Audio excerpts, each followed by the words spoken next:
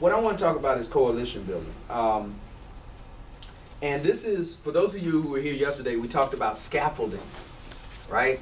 We talked about how you can't actually play Spider-Man and just walk up to the 98th floor on the side of the building. That won't work, especially since if we're going to work on the building, we're going to need equipment, we're going to need resources and other things. We've got to figure out some way to get that equipment up to that level. And so they build scaffolding.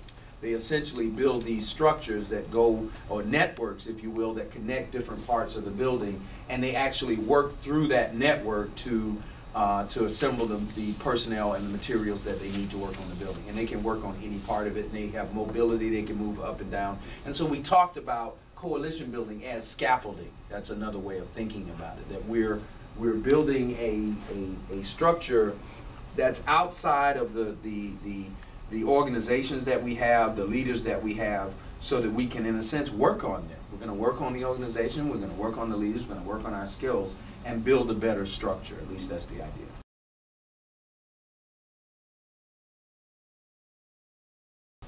Why build coalitions? Now, I know this seems kind of obvious.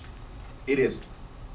Let me just tell you up front, it isn't. Especially not to most student leaders, certainly in this country. We have a culture that's, and I was just talking about this a minute ago, we have a culture that's very much driven on individualism. We talked in the last session a little bit about that leads to individualistic leadership, where leaders see themselves as holding a position.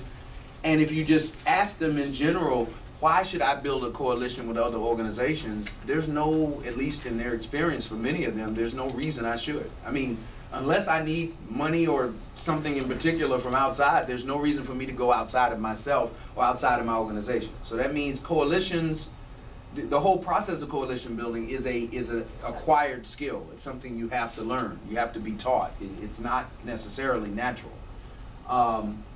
And there are a number of stimuli. Stimuli are things that cause us to build coalitions.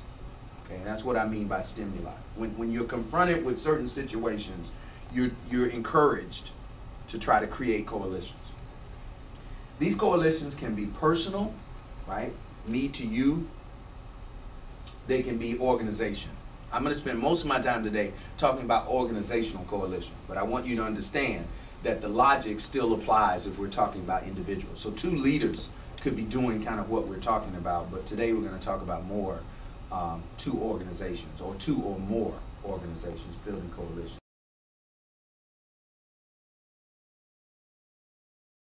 Now, I'm going to deal with the easy ones first.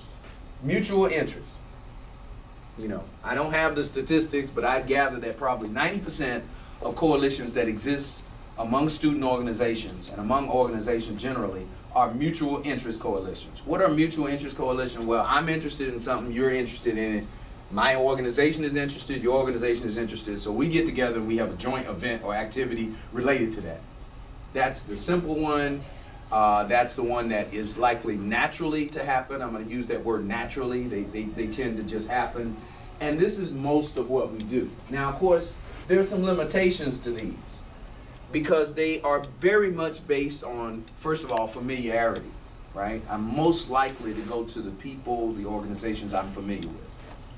I'm most likely to go to the organizations and people that have organizational interests that are the same as my own.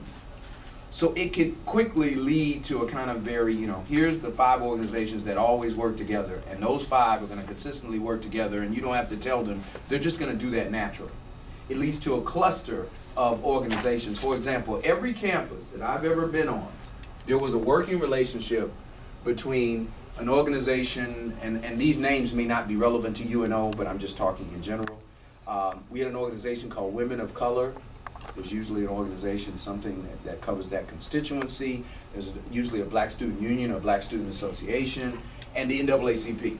And usually those organizations are going to work together on something, usually a lot of stuff. Well, that's good. I don't want to shoot that down. That's great that they're working together. But that falls in the category of mutual interest, right? They see the interest, their concerns, their constituencies as connected, and they're going to probably build those coalitions without anybody's suggestion or whatever. Those are the easy ones.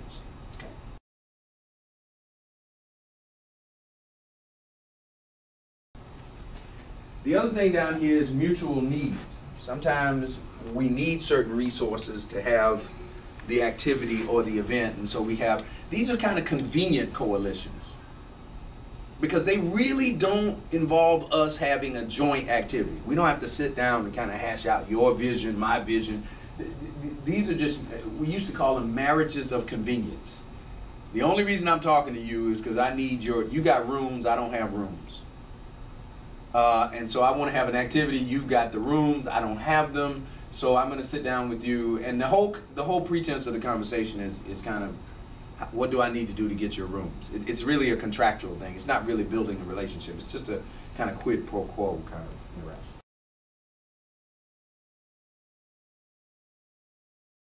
Now, we're going to spend more time talking about the stuff in the middle, because these are things that can build coalitions, but they are not natural. They're not naturally occurring, and that means they're going to be a large part of what's going to concern, I believe, most of you. Building coalitions when you don't have necessarily what the organizations themselves define as mutual interests. Okay? This is where you come in. This is where those who are going to facilitate coalition building are going to be involved.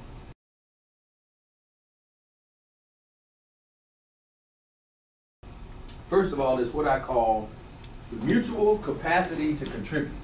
Right? Which means that the organizations both have intellectual skills, they both have information, they both have things that can contribute to making this event better. They just don't know that. You catch it?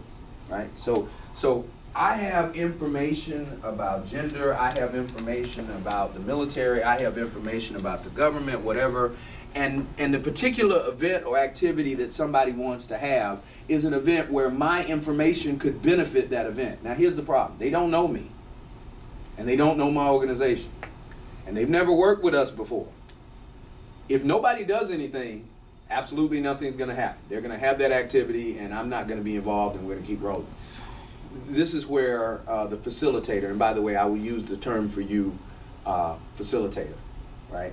This is where the facilitator has to do some educating, right?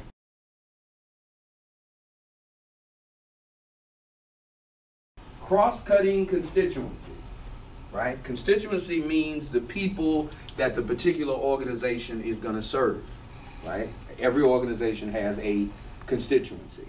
They usually have a real constituency, the people they actually reach, and they have a logical constituency, which is the people they think they represent. And sometimes those aren't the same thing. But the point is there's these constituencies, and sometimes organization A and organization B have constituencies that cross-cut. They're reaching the same organization. For example, organization A is reaching out to youth with respect to sex education. Organization B is also reaching out to youth, but for something else. Okay? So they have a cross-cutting constituency, in this case youth. But again, without some facilitation, they may not even know that, because they're both concerned about different things. So they have a cross-cutting constituency. They're both trying to reach the same people, but they don't know that. The facilitator has to do some educating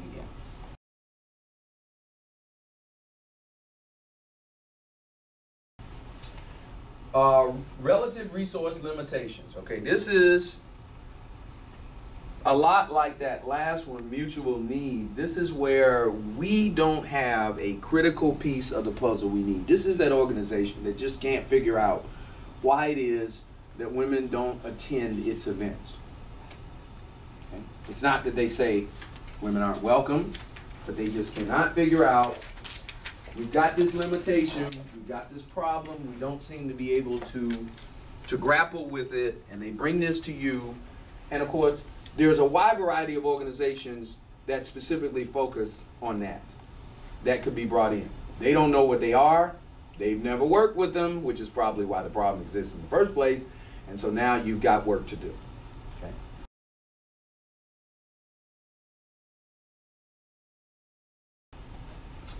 This is the hardest of all, mutual opposition. This is when you graduate to the PhD level of facilitation. This is where you have two organizations. Not only do they not work together, but they consciously see no way they could ever work together. Some of them actually declare themselves absolutely opposed to anything that would work together. This is that joint college Republican, college Democrat event. right? I want to use a stereotype. I'm trying to simplify it. But it can get more complicated than that. I hope you understand. But these are organizations which define themselves in such a way that their definition of themselves appears to exclude cooperation with other groups. If you can put those together, and you realize the facilitator is going to have to do work again, right? You'll notice that's a recurring theme. Okay, I'm talking about your work here. Because the facilitator is going to have to do this. Because I would argue none of these four are going to happen naturally. I don't care how many flyers we throw out. I don't care how many workshops we have. We talked about yesterday the Band-Aid, right? We can have a great, kind of kumbaya where we all join hands and say, we're going to work together, and everyone's going to say, yep, sure will. And what you're going to get, if you do that, is you're going to get all of these mutual interest coalitions, but you won't get any of these. Okay? These must be facilitated by people who make the commitment to facilitate them. And from what I heard, that's you. Congratulations.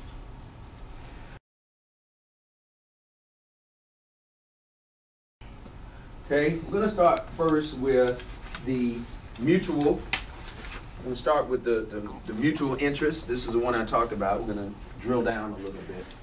This is what I call lateral integration. Right? Lateral.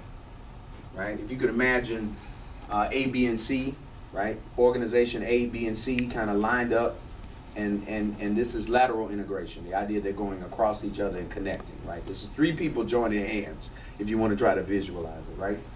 And this is the one I was talking about. The organizations participating have similar memberships and constituencies in the first place. They have similar goals, or goals that in some way are connected, and objectives. And they would be inclined to work together anyway. And I already mentioned this one, Black Student Union and the campus chapter of the NAACP. It's going to happen anyway. It's easy to encourage, just in case it's not happening. If you do suggest it, it's probably going to be enthusiastically received. You're not going to get a lot of resistance, and you're not going to have to, and easy to manage. You're not going to have to worry about managing that relationship. Once you get it going, that's pretty much going to go by itself. Okay? These tend to be naturally occurring. This is the lead organization. Lead organization here means the organization that has the activity or the idea for the event or the activity, so they're the lead. And then you have the co-lead organization. This is the other organization that they build a coalition with to have the activity. And so that's the easiest one. Okay? Not a lot of work involved. And they're pretty much going to handle that. It would be great if the world was that way, but it's not.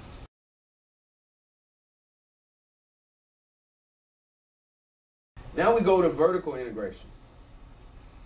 Okay, and this would be the analogy of somebody upstairs reaching their arm down and joining hands with somebody downstairs. So that's why we say vertical. This coalition is driven by the lead organization. Okay? The lead organization has some motivation for connecting with the other organization. Okay? This is where you have a leader who actually actively goes out and says, we want to work with organization X for a certain reason. Now, what is key is that this is collaboration on their activity. You have to be very careful, because in many ways this is not a true coalition, because we're not actually putting together a joint program, right? What I'm doing is I'm asking you to be a part of my program. So that means I've already conceptualized where it's going to be, how it's going to be conducted or whatever, and I'm just, in a sense, sending you an invitation for you to share it with your members. Maybe you can sit on the panel if we're having a panel discussion, but we didn't sit down and create the activity. I already created the activity, and I invited you to come on board. And you can see that I'm the lead organization. It's being driven by me, right? That, in a sense, is not necessarily a real coalition, and we do a lot of that too. In addition to that first time, this is the other one that naturally is going to happen. Somebody's going to say, you know what, you guys need to be more diverse. Okay, all right, we need to be more diverse. So let's go find eeny, meeny, miny, mo. We found a diverse audience. Okay, yeah, so we'll send them an invitation. We'll write them a letter, say, please come to our whatever it is. And then we'll say, well, we become more diverse. That's not really where we want to go, right? Because it's being driven by their activity. The coalition is defined in terms of their meaning the lead organization, their objectives and needs, and And also, they get to decide how involved the other organization is. Right? If I just want you to show up, that's all you're going to get. You're going to get a flyer that says, we're having this program Tuesday at 7 o'clock. Hope you come. That's it. You're not invited to contribute to the event in any substantive way. So I get to decide whether your participation is peripheral or whether it's consultative. Consultative is whether I'm gonna consult with you to actually change the activity in response to your input. It relies on the lead organization.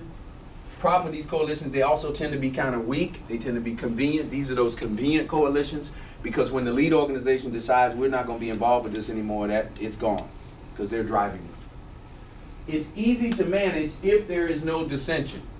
These coalitions stay, but they only stay until one of the subordinate organization gives the lead organization a problem, right? If you start saying, well, actually, I think you need to change this program, that may be the end of this coalition, because it's not being driven by us working together. It's being driven by you. Has anyone ever had that experience? I hope this analogy is making sense. Have you ever been invited to somebody else's party?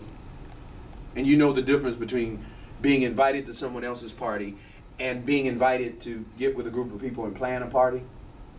Because see, if you're planning a party, you know that when you make the suggestion as to what kind of music you should have, whatever, that suggestion is debated and discussed. But if you get invited to my party, you're not in on that. Your options are basically either you come or you don't come, right? Even if I sincerely want you there, you are not invited to put on the input. So that's what I'm talking about here. That's the kind of coalition. I call this the catalyst model. If you want to say it positive, you say a catalyst because the lead organization is acting like a catalyst. If you want to look at it in a negative way, it's a paternalistic model, because I only want your participation to the degree that I want. Okay. So those two pretty much happen, and unfortunately, this is the result of the Band-Aid or the duct tape we were talking about yesterday. This is what happens when you have the "we need to be more diverse" workshop, and you don't have any facilitation. You just have the leaders in a room and you say, you should do this. They go back and they're going to create a stack of those two kinds of coalitions. They're going to do vertical integration and lateral integration, and that's going to be it. Okay. We want more than that. Hopefully.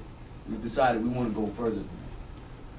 This is a model of the vertical. You'll see that you've got the lead organization, and the reason I put the lead organization on top is because they're driving it, they're running it. And then you have the other organization that they've invited. And you'll notice that I have kind of a perforated box there because they're not really included, right? They're kind of there, but kind of invisible.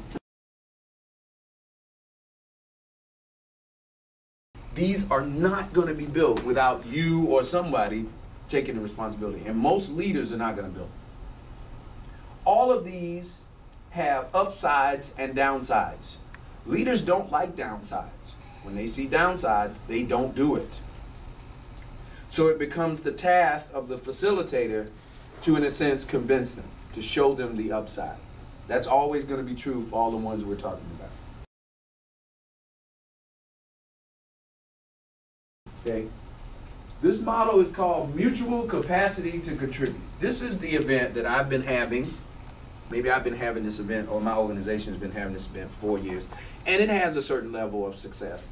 But as a facilitator, knowing more about the organizations that exist on campus, knowing more about what those organizations have in terms of resources, you know that this event would be even better, more inclusive, bring in more students, if it was connected to some other organization. I don't know that, you know that. That's what you bring to me.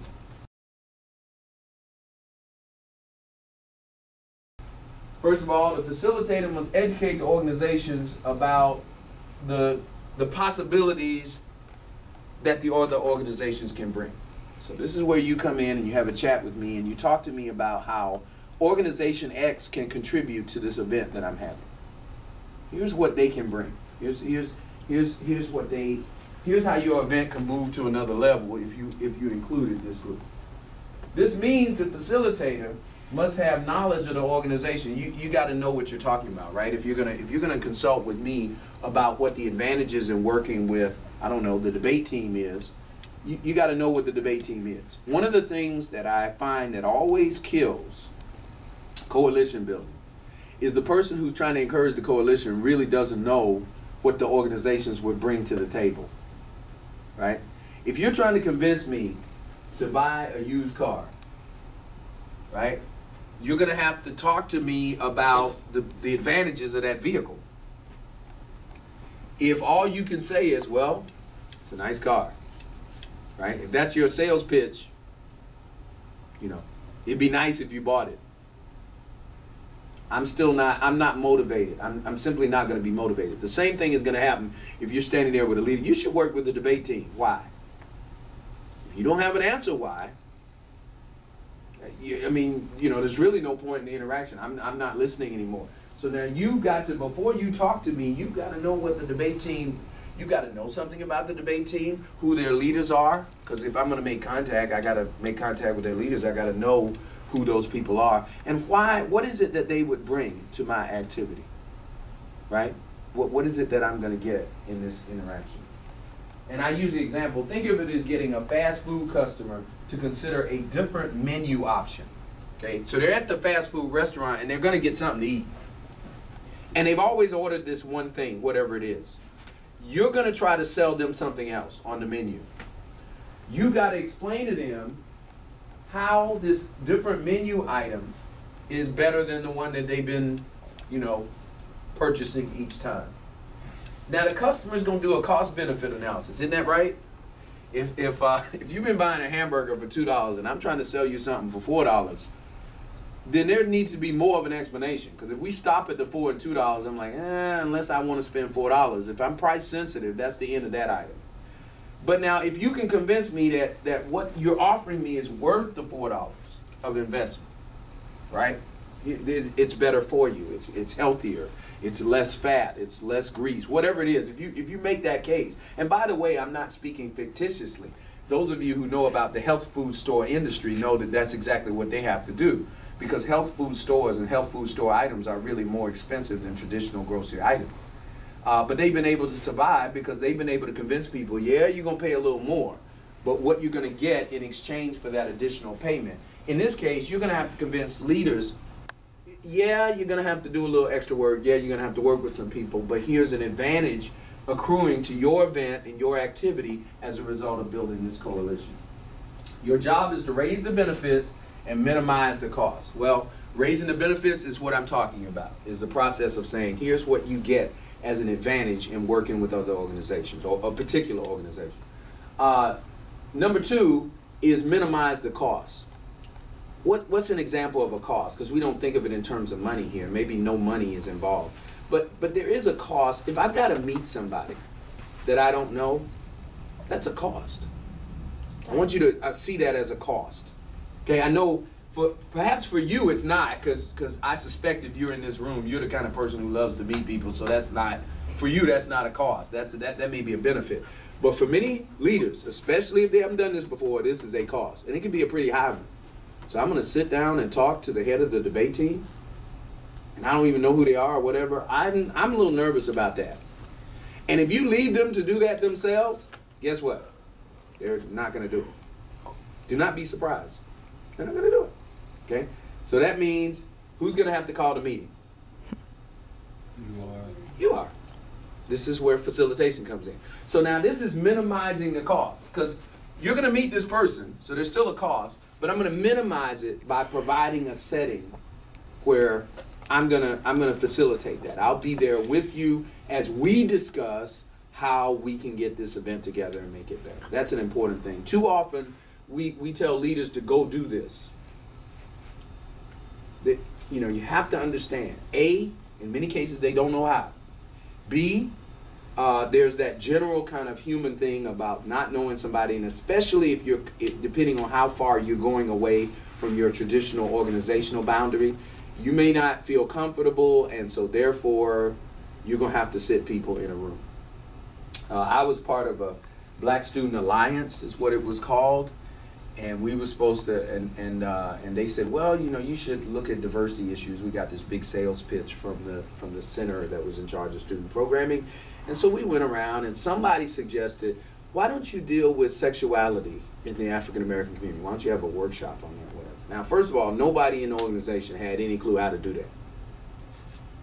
We weren't opposed to it, just didn't know how to do that. And almost everybody in the organization, not only did we not know how to do it, but some of them had some personal hang-ups, lack of information, and stereotypes. That didn't help. Okay. So first thing we did was we all went in the corner by ourselves trying to figure out how to do this. You can tell what kind of event began to be born, and it was not going to be successful. So that wasn't going anywhere.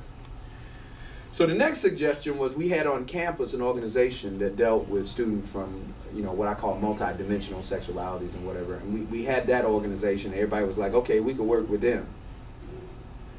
Fear of death broke out throughout the organization. No one had a clue what that would mean. No one had a clue who you would contact and what would happen, and there was all of this stuff. And keep in mind, we were doing this all by ourselves. There was no facilitator. So what ended up happening? Nothing. Nothing. That interaction, that coalition was never built. Fear, lack of information, lack of access, and all of those counted as costs. And at the end of the day, the cost was too high for us as an organization to do that. Now, of course, that could have happened if we had just had somebody facilitate the interaction. Okay, it could have happened, but without facilitation, no.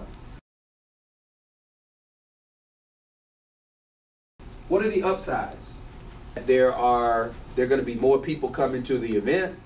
There's potentially more economic resources if something does have to be paid for. There's a greater impact on the campus community, so those are some of the advantages. Potentially a larger constituency. I've learned that when you bring people together, they tend to stay together. If they get together and they have a positive experience, they tend to want to have more positive experiences and they want to get together. So if you can ever get this going, then you find that coalition building gets easier as you do it because you get more experience. And you also have the potential for longer term relationships between the organizations. Once an organization realizes Group A can work with Group B and it can work and be successful, then the next time we start talking about working with Group B, the raised eyebrows and other things kind of goes down the drain. Because we know we have, well, remember last year we had this great event with them, this great panel discussion or film or whatever it was. What are the downsides? Diplomacy, and this is the one I was talking about. I got to meet somebody I don't know and work with someone I don't know, and that's where the facilitator is important. And also, there's a potential that the program will change, right? It's clear that the program or event as it was originally, when I was by myself, is going to change when I bring other people in, and it should. But you got to make me comfortable with that. That goes back to the facilitator. This is called mutual capacity to contribute because all of the organizations that are in this coalition can contribute to the event. Two organizations, I tried to keep the graph simple, so I only threw up two organizations, but here you have the lead organization, the co-lead organization, and then you have both of them contributing to this event or activity, right? And you'll see that that event or activity is the result of both organizations, not one. That's what makes it different than the one we had before. And the role of the facilitator is to facilitate the interaction between these organizations, because we don't know them, we don't have the same purpose as them. And the way you do it is you constantly talk to both of them about how this is improved by their participation. So it's the event that is the focus. Notice the focus. The focus is the event and the quality of the event and how the event gets better if we all work together. Right? That's what you're pushing. Your sales pitch, if you will, is built around the event. Avoid that part. All right, here's another one. Resource limitations. Okay, we're getting, by the way, these are getting harder to construct. Okay? So we're moving from somewhat easier to work with to more and more difficult to work with. So be aware of that. Now, here we have an organization that's trying to do something that's beyond its ability to do successfully. Many organizations set out to do that. They're going to do this thing that's going to have this campus-wide impact, but the problem is they're a little tiny organization They're the little train that could. We've all had that experience. You know, the organization with the $500 budget that's going to have the campus-wide whatever it is. And you're like, it's not going to happen, right? That organization must have coalitions. But the problem is they don't realize it. So they're going right ahead and they're planning this campus-wide activity with their budget of $500 and whatever. Now, see, what's about to happen is that there's either going to be no activity or something pretty sad that's going to exhaust the budget and make the organization pretty frustrated. There's no reason for that to happen. Now, you know, into the phone booth jumps the facilitator, who comes out with the big F on his or her chest and says, let me save you from this fall that you're about to set yourself up for. This is a resource limitation. Your organization in and of itself doesn't have enough people, enough resources, or it could be people and resources. You can't pull this off. You're going to need coalitions, and I'll help you. The facilitator, that means the facilitator has to educate himself or herself about the needs of organization. Like, you know, that means you got to keep up a constant dialogue. What happens sometimes in encouraging student organizations is that we don't maintain the relationship. It's very important you maintain the relationship, because that way you find out when they're thinking about this giant campus-wide activity. That's where you know, okay, I need to insert myself in this right here because I think I can encourage this and take this to a higher level. But you won't know that if you're not in dialogue with the leadership. And then once you know that, you pair those with other organizations that can help meet the need. If you know, for example, there's an organization that is a real go-getter in terms of motivating students. Sometimes on campus you have that one organization that is just able to reach students, whatever. Unfortunately, the campus-wide event is being held by Sam's Chess Club with 4 members. Obviously, Sam's Chess Club is going to have a real problem with this campus-wide activity, and they desperately need somebody that can reach out to the larger campus community. Organization X can do that. So now we got to figure out how to get Chess Club hooked up with Organization X. That's what we're talking about.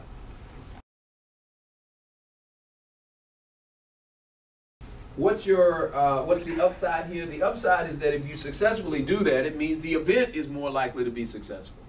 There may be a greater turnout, there may be, and of course that means a greater impact on the campus community.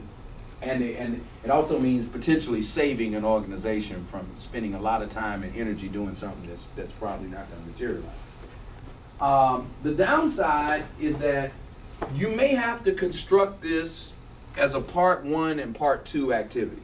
Okay? Because if I'm in Organization X and you say to me, well, look, I want you to use your ability to reach out to the campus to help the chess club.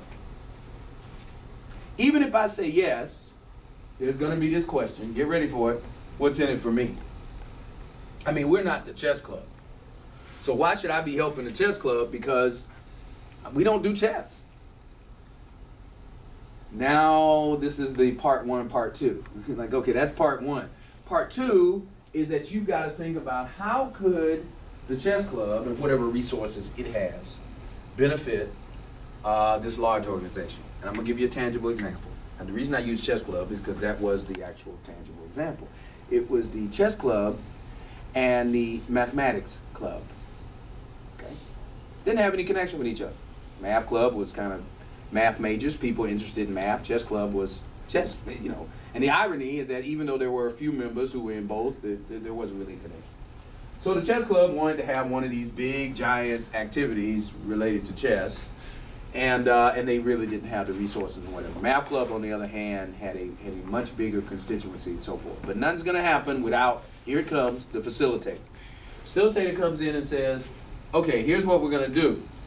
We're going to have, the math club is going to, you know, use its connections with this larger kind of student group to encourage them to get talking about and promoting this chess club activity, and which the math club did. And then the flip side was that you ended up with a brand new event, which was the mathematics of chess, which I had a chance to go to. It was just fantastic. I mean, they brought in this scholar who had done this thing on mathematics of chess, and then you had the chess club and the math club. Again, it was fantastic. And both events were well attended. So now you went from one event that probably was going to go down the drain to two events that were well attended and well staffed. But now, was there anything that was going to bring the math club and the chess club together? No. Never would have happened. It was purely the facilitator. Because the facilitator figured out that the chess club is trying to do something that's not going to work because they don't have enough people. And the facilitator also knew that, well, gosh, the math club is huge, and they've got this huge list of members and other people. If we can connect these two in some way, then this will make both organizations better. And that's what happened. And here's our diagram. Sponsored by Leonardo da Vinci. So you have organization A and B. You have resource A, right? Organization B has that resource, whatever it is. In this case, it was having a huge mailing list. Organization B needed this resource because they didn't really have many members and no mailing list. And then it was all connected, of course, to some event or activity. And I believe I have, I have the